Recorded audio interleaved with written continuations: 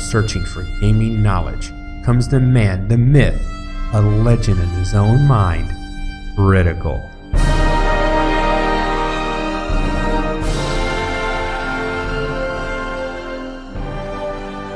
Welcome back, guys and gals, Critical here.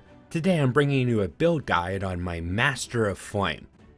I've gone ahead and gotten rid of all of my passives. I'm currently at level 65. I figured that was a good place to stop. I got this character up to wave 110 in the arena, and I didn't die at that point, but I had to go to bed, so I had to leave the arena. I didn't want to leave my machine running the whole night. So far, I've been able to get this character up to 110 in the arena, and it felt pretty good. Now, it is a run and gun style of play. Shoot a couple things, run around the arena, shoot some more stuff, run around the arena.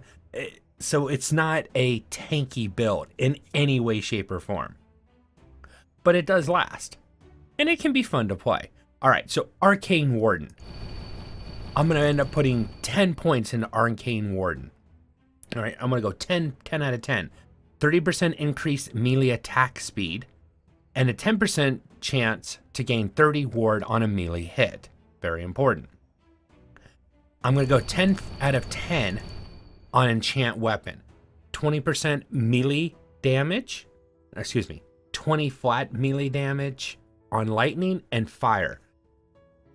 Flame Weave, the way I have it set up, is both lightning and fire melee attack.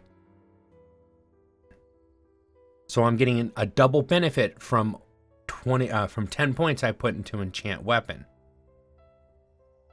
Now, I'm going to take 5 points in Spell Weaver. 20% increased spell damage for each melee attack you've used in the last 4 seconds. And then I'm going to put 5 points into Combat Mage. 45% increased spell damage if you've used a melee attack in the last 4 seconds. So this one gives a 45% if I've used a melee attack in the last 4 seconds. This one gives 20% for each melee attack I've used in the last 4 seconds. Now, to maximize that, Capacitor. If you've used a lightning skill in the last 4 seconds, you have 4%. Well, let's make that a little bit better. A 20% increased melee damage and melee attack speed. So I've just upped my damage and my attack speed, which then is going to make Spellweaver that much more powerful. And of course, Combat Mage is going off as well. It's buffing my damage. Now, I'm going to put some points into Sorcerer, mainly to get my base magic damage or spell damage up. So this is a 70% increase in my spell damage. I'm going to buff my Pyromancer, 10 points. A 60% increase in fire damage and 20% chance to ignite with all fire skills. Flat. If it has fire on it, I can ignite with it. That's a nice buff on that. But what's more important is if I'm going to ignite stuff, I want to do as much damage as possible. Now, originally I was going to do 5 points on that. I actually just inadvertently clicked and did 6. My other 3 points I'd actually put into Elementalist, but I think I'll go ahead and keep this. I'm going to try to push this to 10 out of 10. And then once that's 10 out of 10, I'll put more points into Elementalist. I'm keeping this a basement build. Now, I originally recorded this saying that I wanted to push up into Spellblade, especially for some of the ward stuff. But when I didn't do that, I found this to be much more powerful, especially when I added Capacitor and I added these 2 nodes. My God, this thing attacks fast, and the faster I'm attacking, it's going to sound cliche. The faster I'm attacking, the more damage that I'm doing. Now, I did notice this. This says I only have 25 points spent in Sorcerer and 25 spent in Spellblade. That's not true. Okay? I have gone over 25 points. It's just not counting them because I haven't taken the Spellblade or the Sorcerer node. And for this build, I refuse to do so. Alright, so what has that done for me? This is a lightning skill. This is my Mana Strike. Look how fast I'm attacking. Flame Weave?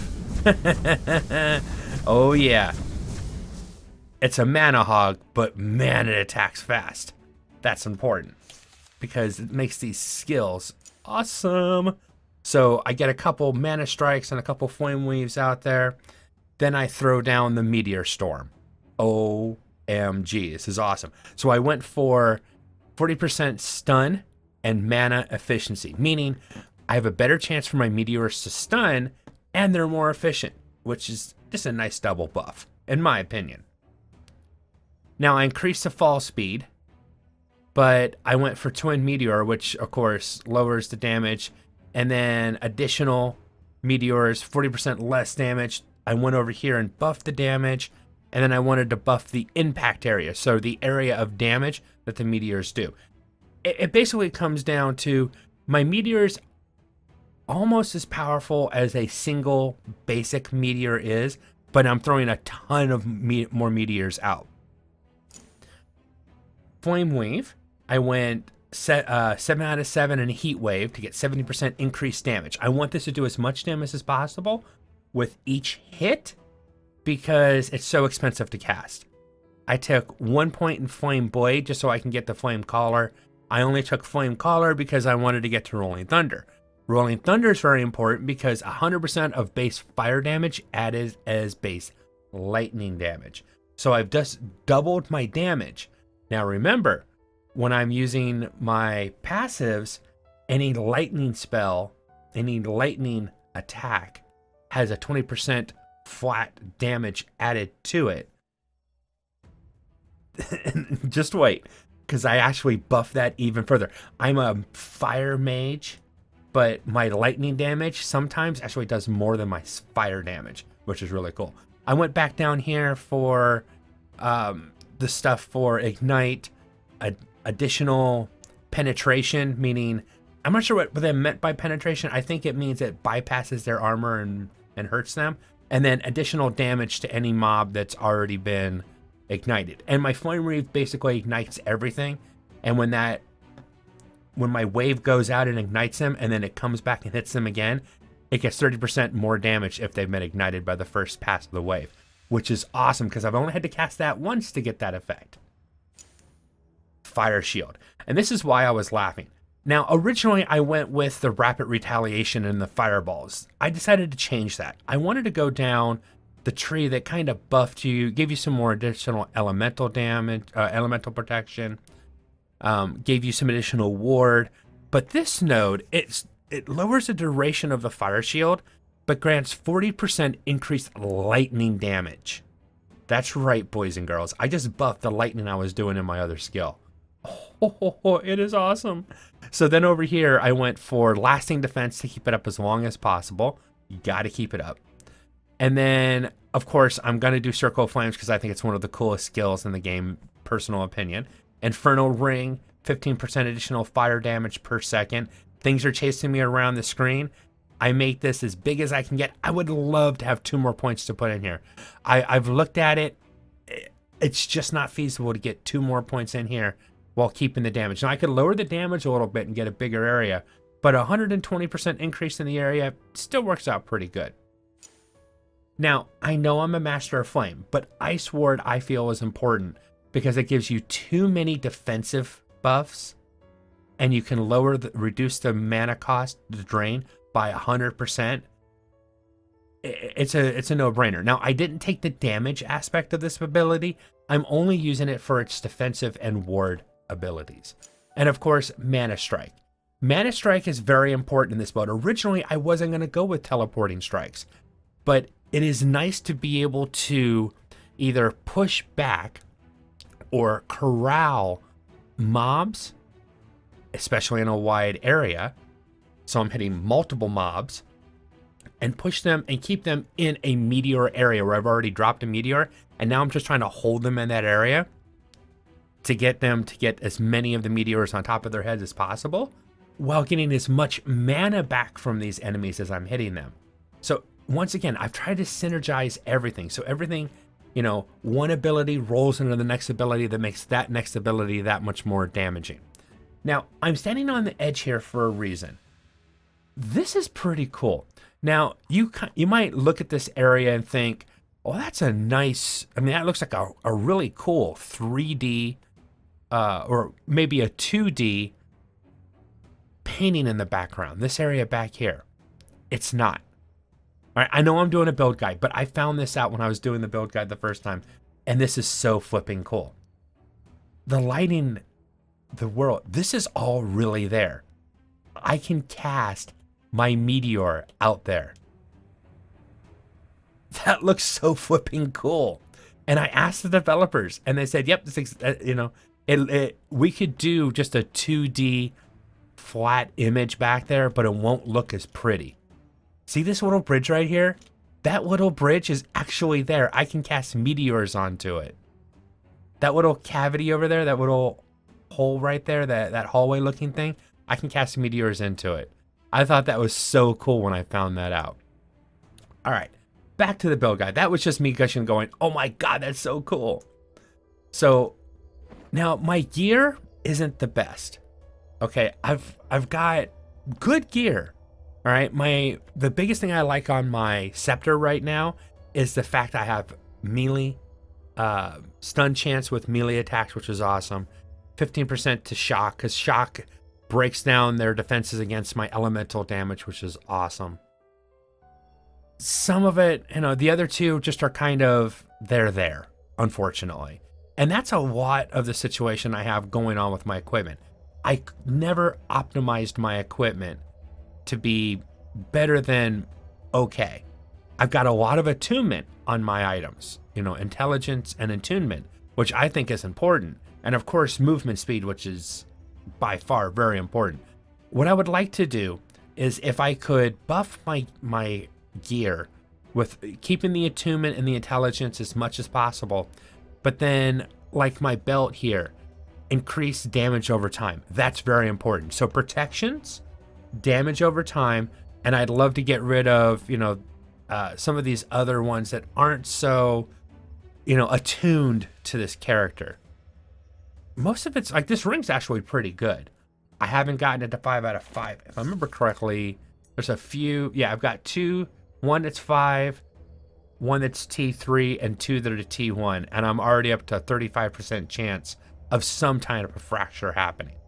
So I don't think I'm going to make that one a 5 out of 5. I'm hoping to get a nice drop to get me an item that, this ring is almost perfect. I will say that ring is very close to being perfect because it's protection and then 2 damage. So that's what I've been trying to do with this character. Protection and 2 damage. Just one, you know, the armor's okay. I'd rather have some kind of element to protect with.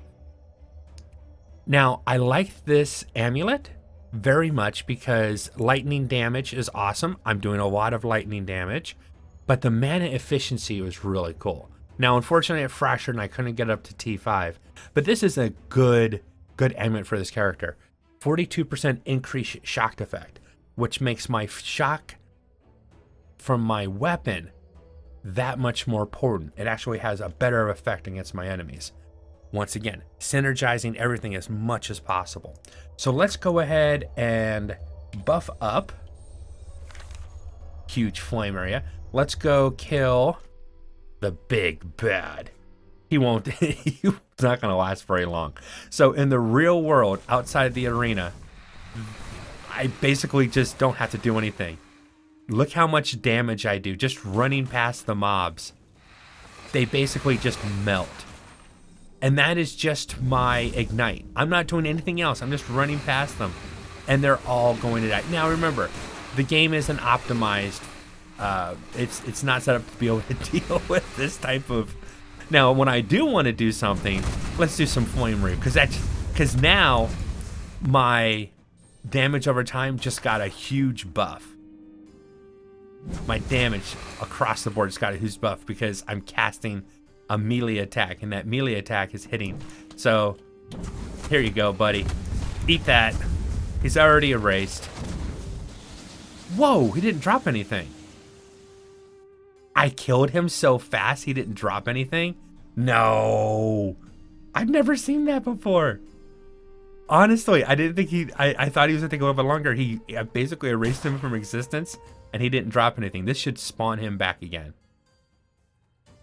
Yes, okay. Let's try this again. Bye-bye. Okay, there it is. All right, I inadvertently hit the... Yeah, he dropped something before. I inadvertently hit the spacebar, and for me, the spacebar turns off all the... turns off my my loot, so you can't see the loot. That's all it was. I was about to say, wait a second, I've never seen that before. I know this character is fast on killing things, but that's outrageous. Let's see how we do in the arena. And remember, I said this is a run and gun build, all right? I'm gonna hit him with Flame Reave, which is going to buff my next spell that I cast. Meteor is that spell that I'm casting. I'm gonna use Mana Strike to get my mana back and hopefully keep mobs at bay. I can basically stop this guy in his tracks. They still get their charge off though. Once they get close enough, they're gonna get their charge off. Never assume that they're not gonna be able to charge you. Eventually, that charge is going to happen and it can kill you very quickly. These guys are the worst. These Void Prophets, kill them with extreme prejudice. Don't hold anything back. This, even though I'm in wave 2, that many Void Prophets on the screen at any given time could easily erase me from existence. Oh, this is nasty. All right, let's get my mana back. Let's buff the next spell I just cast. Ouch, ouch, ouch. Ooh, they had me trapped there for a second. I was almost dead already. Now you'll see I can hold them at the edge. I can drop meteors on them. So trying to control the mobs, getting mana back for doing so, which is actually really nice. And I pre-cast that meteor, hoping to catch those mobs in the middle of it, and it worked out perfectly. I give him a meteor, give me a couple Flame Reaves going, which is awesome. So yeah, this build is really fun. Now it's a constant moving build. If you're not moving, but the only time I don't move is when I cast Flame Reave or Mana Strike. And I want to make sure that I've got something in between me and any kind of charging mob. Oh, more prophets. Must kill prophets. Oh, this guy just doesn't want to die, does he? Hold on. Oh, they're hitting me with everything today. Oh yeah, these are bad too. If you get the prophets and those, I want to say the crawling ones right here. Yeah, the abyssal crawlers. Yeah, they're bad as well. They attack really quick. Their attacks have a high stun probability, which gives them a chance to hit you with even more attacks. Yeah, it's a bad combination. Be very careful when you see those. Oh. And you'll see my wards up to over 100. When things are going really good, when there's a lot of trash mobs on the screen, I can get my ward up to 400s, sometimes 500s. It doesn't last very long. Even if it's not me taking damage that causes me to lose it, because it's a decaying shield. I've slowed down the decay as much as I can right now on this, you know, with passives and stuff. But I'm still gonna, you know, it's not gonna last for very long. So don't look at it as armor. It's mainly a temporary buff, especially on this character, because I am a mage, so I am kind of weak to that kind of stuff. Let me grab the shards at least. And there's no shards. And nothing that I really want. Let's start the next wave quickly as possible. Ah, more. Yeah, I knew that hit was coming. I went ahead and just immediately moved because I knew I was going to get hit there. Run through these mobs. Everybody gets ignited. Buff my next spell, which is going to be my meteors, which is awesome. And we're doing the run game again.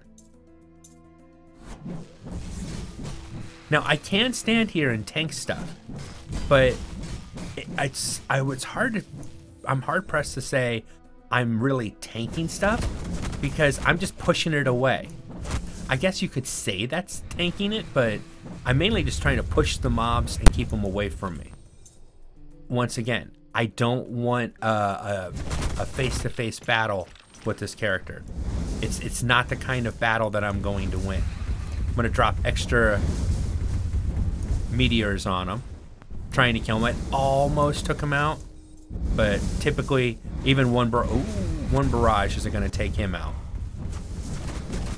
Level 66. Wow! That's some serious damage. See what I mean about they erased all my ward. If I didn't have ward, that would have been all life being going away. Profits are no joke. Yeah, I went negative mana, but it was worth it because I'm killing profits. Look for packs of mobs that you can hit with your mana strike, because that'll give you more mana faster because you're hitting multiple mobs.